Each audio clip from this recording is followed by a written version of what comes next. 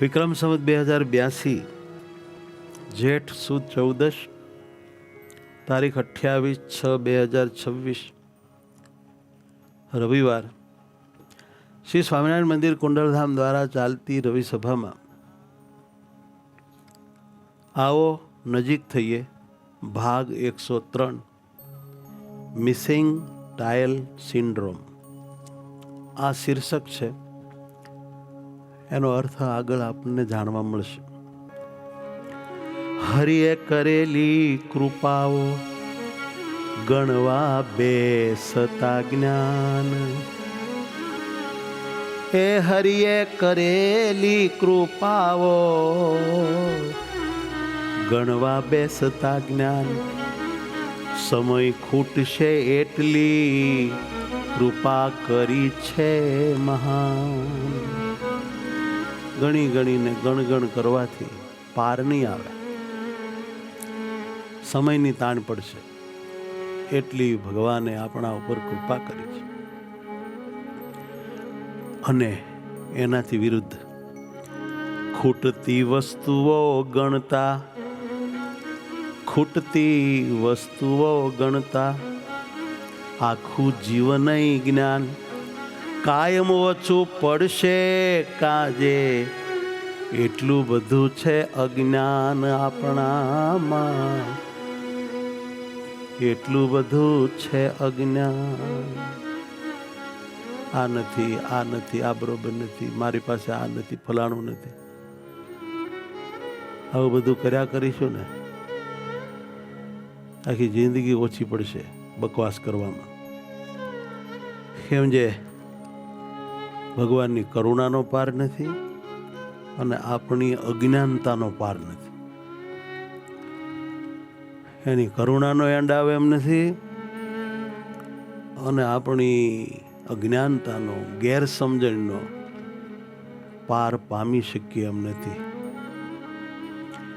એક નાની એવી સ્ટોરી. એકવાર એક પ્રખ્યાત હોટલ માલિકે પોતાની હોટલમાં એક સુંદર સ્વિમિંગ પુલ બનાવડાવ્યો. આવો સરસ સ્વિમિંગ પુલ એ ભાઈએ બનાવ્યો. આમ ત્યાં આવે ને જોવે ને બધા ખુશ થઈ જાય. સ્વિમિંગ પુલની ચારેય બાજુ ખૂબ જ કિંમતી અને સુંદર ઇટાલિયન ટાઇલ્સ લગાવવામાં આવી છે. જો છે ને મસ્ત પાણી હોહરી ટાઇલ્સ દેખાય છે. પરંતુ કારીગરની એક ભૂલને કારણે એક નાનકડી જગ્યા પર એક ટાઇલ લગાવવાનું રહી ગયું. એક લાદી લગાવવાની રહી ગઈ. બસ આટલી ખામી રહી ગઈ. હવે જે પણ વ્યક્તિ ત્યાં આવતી હતી સૌથી પહેલા તેનું ધ્યાન ટાઇલ્સની સુંદરતા પર જતું. ટાઇલ્સ એટલી બધી આમ સરસ હતી. આટલી બધી અદ્ભુત ટાઇલ્સ જોઈને દરેક લોકો મંત્રમુગ્ધ થઈ જતા અને ખૂબ જ ઝીણવટપૂર્વક તે ટાઇલ્સને જોઈને તેના વખાણ કરતા. પરંતુ થોડી જ વારમાં તેમની નજર પેલી ખૂટતી ટાઇલ પર જતી, મિસિંગ ટાઇલ, અને પછી તો નજર ત્યાં જ અટકી જતી. ત્યારબાદ તેઓ સ્વિમિંગ પુલની બાકીની હજારો સુંદર ટાઇલ્સની સુંદરતાને જોવાને બદલે, એ સુંદરતાને માણવાને બદલે આ એક બાકી રહી ગયેલી ટાઇલ વિશે જ વિચારતા હતા અને ખેદ અનુભવતા હતા. દુનિયાભરના માણસની આ સમસ્યા છે. આમાં કોઈ બાકાત નહીં. વર્લ્ડ સર્જાણું ત્યારથી માંડીને આજ આ ક્ષણ પર્યંત આ ધરતી ઉપર જન્મેલા દરેક માણસોએ આ ભૂલ કરેલી છે અને બધા દુઃખી થયેલા છે, રહેલા છે, હજી ચાલુ જ છે. સૃષ્ટિ સર્જન ચાલશે ત્યાં સુધી આ અજ્ઞાનતાથી દરેક વ્યક્તિ પીડાતી રહેશે. બહુ મજા આવે વાત છે. સ્વિમિંગ પુલ પરથી પાછા ફરતા દરેક વ્યક્તિની એક જ ફરિયાદ રહેતી કે આ એક ટાઇલ ખૂટે છે, આયા લગાડવાની રહી ગઈ. આ ભૂલ એલા કોઈના ધ્યાનમાં નથી આવતું. આ મોટો માણસ આવો સરસ સ્વિમિંગ પુલ બનાવ્યો અને આ એક ટાઇલ રહી ગઈ એમ વિચારતા હતા અને ખેદ કરતા બધા ઘરે જતા હતા. ફરિયાદ કરવાનું તજી માનવાનો આભાર, ફરિયાદ કરવાનું તજી દો ભાઈ, માનવાનો આભાર. જ્ઞાન શરૂ કરો ત્યારે આભાર માનવાનો શરૂ કરો, ફરિયાદ છોડીને. જ્ઞાન શરૂ કરો ત્યારે જીવનનો થાય નિખાર, જીવનનો થાય નિખાર. જીવનને જો પૂર્ણ કક્ષાએ ખીલવવું હોય, એનો સંપૂર્ણ વિકાસ સાધવો હોય, તો આ મંત્ર કાળજામાં લખી લો. ફરિયાદ કરવાનું બંધ કરો આજથી, અને આભાર માનવાનું શરૂ કરી દો. ચરમસીમા સુધી જીવન ખીલશે. નહીતર થોડુંક ખીલી અટકી જશે. ખેડૂત લોકોને ખબર હોય, કપાસના કાલા ખુલે ફૂલે, અમુક ગોગડા થઈ જાય, થોડાક ખુલે, એકાદો રૂનો ડૂટો બહાર નીકળે ને પછી એમને, અને અમુક કાલા હાવ પોળા પડી જાય, ફાટીને અંદરથી આમ રૂનો મોટો આમ આપણે જોઈ શકીએ એવો ગુચ્છો નીકળે. જો સંપૂર્ણ આવી રીતે આપણે ખીલવું હોય, ખુલવું હોય, વિકાસ આપણો એન્ડ સુધીનો આપણે સંપૂર્ણ પામવો હોય, તો ફરિયાદ બંધ કરો, આભાર માનવાનું શરૂ કરો વહેલી તકે. જ્ઞાન જિંદગી આપોઆપ બનવા લાગશે સુંદર,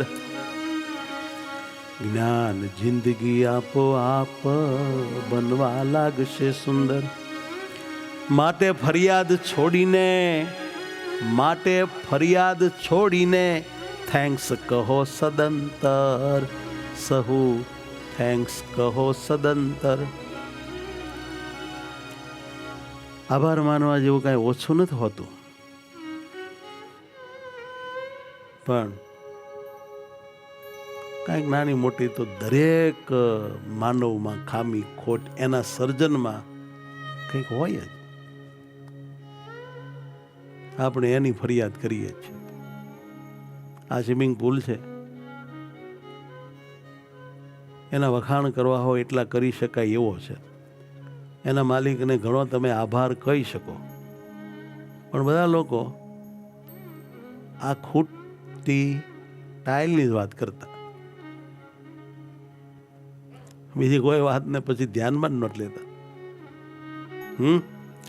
આપણા સ્નેહી સગાવાલા, માતા પિતા, પતિ પત્ની, બાળકો, બીજા ત્રીજા, બધામાં ઘણું સારું હોય, પણ એમાં કાંઈક બચારામાં થોડુંક તો ખૂટતું જ હોય દરેકમાં. કોઈ ભગવાન નથી, ભગવાન એક જ સંપૂર્ણ છે, પણ એનું બધું સારું એક બાજુ કરીને એનામ સહેજ ખોટ ખામી કે નબળાઈ હોય એને જ આપણે માથામાં અમથી વાગોળ્યા કરીએ, આવી આપણી ટેવ હોય છે. આપણા મનમાં શું હોય છે ખબર છે? આમ આમ હોવું જોઈએ, કમ્પ્લેટ હોવું જોઈએ. જે માણસને આમ બહુ બધું આમ કમ્પ્લેટની ભાવના હોય ને બહુ આમ બધું ચોકસાઈની ચોખ્ખું કામ કરવાની આદત હોય ને, એને બધાને આવી પીડા હોય જ છે. આ ખામી, આ ખામી, આ ખામી. એ લગભગ સારું કોઈ દી કાંઈ જોવે જ નહીં. આને બધાને નેગેટિવ માઇન્ડના માણસો કહેવાય. એક સુખી હોતા નથી અંદરથી, અને એની વાત સાંભળીને એ કોઈ સુખી રહી શકે નહીં. એની પાસે તમે બેહો એટલે કેટલાયમાં તમને ખામીઓ દેખાવા જ માંડે. અને અમુક જે સારું જ જોવાની ટેવવાળા હોય, પોઝિટિવ વિચારવાળા હોય, એની પાસે ઘડીક બેસો તો આ તમને બધામાં ગુણ માંડે દેખાવા, બધામાં ભાવ થવા માંડે. તમારા હૃદયમાંથી કડવાશ હટી જાય, અંદર મીઠાશ ને પ્રેમ ઊભો થઈ જાય.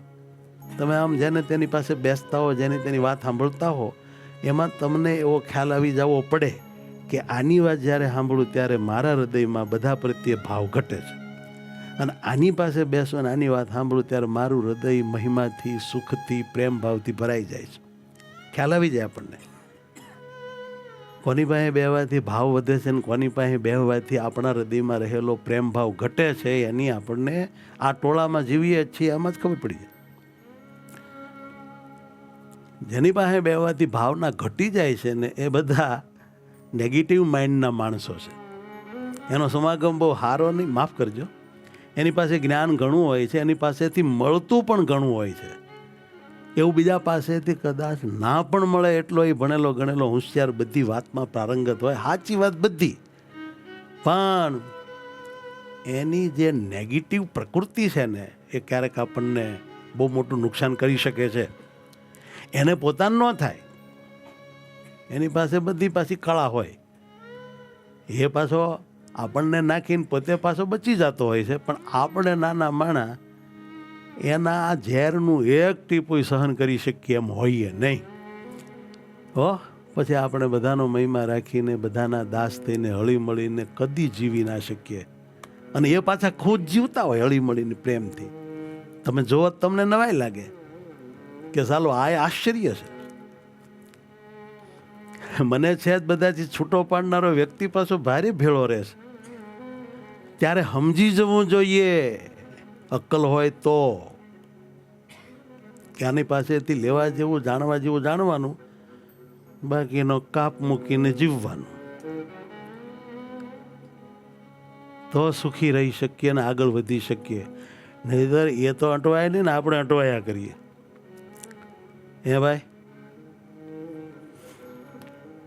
આટલો સુંદર સ્વિમિંગ પુલ હોવા છતાં કોઈ ત્યાંથી પરમ ખુશ થઈને પાછું નહોતું ફરતું. બધું મેળવવાની જો જીદ રાખશો જ્ઞાન, બધું મેળવવાની જો જીદ રાખશો જ્ઞાન, તો જે મળ્યું છે તેનોય, તો જે મળ્યું છે તેનોય આનંદ ખોશો નિદાન. તમે આનંદ ખોશો નિદાન. મળ્યું છે એનો આનંદ ખોઈ બેસશો, એનું સુખ તમે લઈ નહીં શકો. હું ઘણી વખત બહુ સીધો દાખલો આપું છું કે આપણે જમવા બેઠા, થાળી પીરસાણી,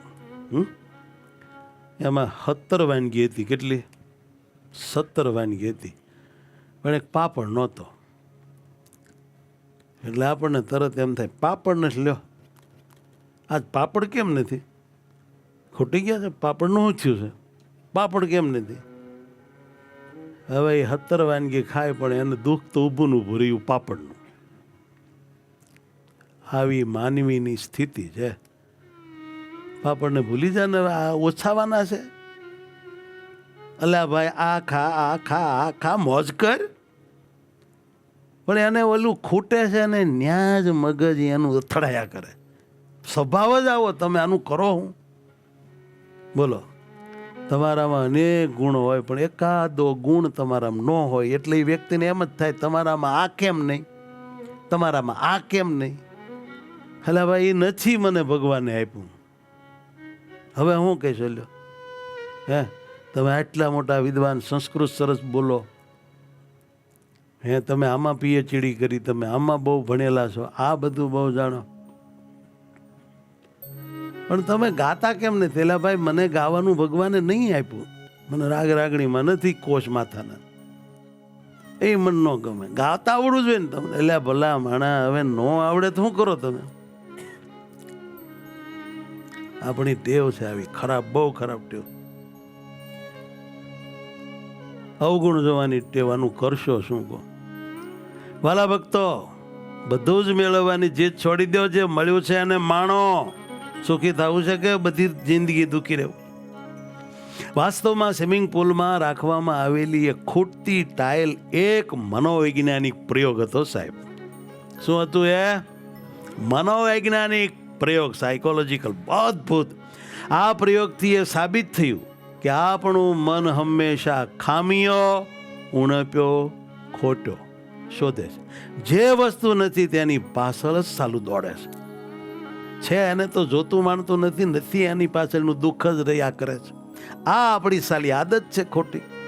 ગમે એટલું સારું થઈ રહ્યું હોય પણ આપણું ધ્યાન ત્યાં જ અટકશે જ્યાં કોઈ ખામી રહી ગઈ હોય. આ એક એવી મનોવૈજ્ઞાનિક સમસ્યા છે જેમાંથી દરેક વ્યક્તિ પસાર થઈ રહી છે. દરેક વ્યક્તિ વર્લ્ડમાં, વર્લ્ડ સર્જાણું ત્યારથી અત્યાર સુધીમાં. મનોવિજ્ઞાનમાં તેને મિસિંગ ટાઇલ સિન્ડ્રોમ કહેવામાં આવે છે. એટલે કે જીવનમાં જે વસ્તુઓ આપણી પાસે નથી તેના પર જ સતત ધ્યાન કેન્દ્રિત રાખવું. આ મિસિંગ ટાઇલ સિન્ડ્રોમ બહુ અદ્ભુત. આ જ પ્રવૃત્તિ આગળ જતા આપણી ખુશીઓ છીનવી લેવાનું સૌથી મોટું કારણ બને છે. આ જ પ્રવૃત્તિ. ઈશ્વરે આપણને 32 સુંદર દાંત આપ્યા છે કે નહીં? પરંતુ એમાંથી આપણી જીભ વારંવાર એ જ જગ્યાએ જશે જ્યાંથી એકાદ દાંત જરીક તૂટી ગયો હોય. જો આમાં ચિત્ર બધા ત્યાં જીભ જાજા કરે, ત્યાં જીભ, બાકીના 32 હારા છે અને જોશે નહીં. આની વાય આદુ ખાઈને પડી ગઈ છે, હજી ચવાય એવું ક્યાં, આમાં બધું ભાંગી પડ્યું છે, પણ હવે જીભ ન્યા જાજા કરે. એમ આપણું મગજ છે ને કાંઈક જે કોકનામ ખામી હોય ન્યા જ હડી કાઢીને જાજા કરે છે ને પ્રોબ્લેમ. હવે તમારે નો જ કાંઈ નહીં. સાંભળો, એક માતાને 3 દીકરા હોય, તેમાંથી એક દીકરો વિદેશ ગયો હોય, તો તે માને વારંવાર તે વિદેશ ગયેલા દીકરાના જ વિચારો આવતા હોય છે. પોતાની સાથે રહી સેવા કરનારા બીજા 2 દીકરાઓના નહીં. એને ધ્યાનમાં ન હોય, ઓલ્યાને સંભાર કરે, આવડા પગ દબાવીને બેસરા તૂટી ગયા. આમ આપણે મોટે ભાગે આપણને જે મળ્યું છે તેનાથી ખુશી રહેવાને બદલે જે નથી મળ્યું તેનાથી જ દુઃખી રહેતા હોઈએ છીએ. સુખ એ કોઈ મોટી સિદ્ધિમાં નથી, પણ આપણી પાસે રહેલી નાની નાની બાબતોની કદર કરવામાં છે. સુખ તે કાંઈ બહુ મોટા અબજોપતિ થઈ જવામાં જ છે એવું માનોમાં.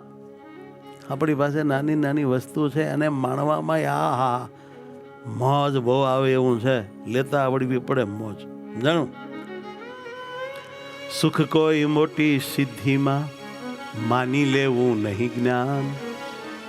અરે સુખ કોઈ મોટી સિદ્ધિમાં માની લેવું નહીં જ્ઞાન. નાની વાતની કદરમાંય હોય છે સુખ મહાન, હોય છે સુખ મહાન. બધી વસ્તુ બધાને સ્થાને ઉત્તમ હોય છે. આપણને એનો ઉપયોગ કરતા અને એમાંથી આનંદ લેતા આવડવું જોઈએ. આપણી પાસે 2 મણનો મોટો ઘણ હોય અને આપણે ખુશ રહીએ કે આવો મોટો ઘણ રાખું છું, એક નાખું તોડી નાખું. સમજાણું? આવી બહુ હોશિયારી મારવાની જરૂર નથી. એક નાની એવી ચાવીથી ગમે એવું તોતિંગ તાળું પણ ખુલી શકે છે. ઘણની બહુ ફિશિયારી મારો મને, નાની એવી ચાવી કાફી છે. એમ તમારી પાસે કોઈ નાની એવી વસ્તુ હોય ને તોય તમે આનંદથી ભરાઈ જાઓ સાહેબ. બહુ ઘરનું ગૌરવ લઈને કૂદ કરવાની કોઈ જરૂર નથી. અને એ ઘણ તમે મારો ને તોય ઓલું તાળું ન તૂટે. બોલો, થાકી જાઓ અને ચાવી આમ કરો ત્યાં ઉગડી જાય. માટે નાની નાની વસ્તુ ભગવાને જે આપણને આપી હોય એની કદર સમજો. આ ચાવીની જેમ કદર છે એમ દરેક બાબતની બહુ કિંમત હોય છે, જરૂર હોય છે, બધું જ કામનું હોય છે. એને સમજતા શીખીએ ને તો આનંદ થઈ જાય એવું છે. નાની વાતની કદરમાં હોય છે સુખ મહાન. ભગવાને જે આપ્યું છે તે આપણી જરૂરિયાત મુજબ છે. હવે છેલ્લો ડાયલોગ. ભગવાને જે આપ્યું છે તે આપણી જરૂરિયાત મુજબ છે, અને જે નથી આપ્યું તે કદાચ આપણા હિતમાં નથી. આ સ્વીકાર જ જીવનનો પરમ સંતોષ છે. જય સ્વામિનારાયણ.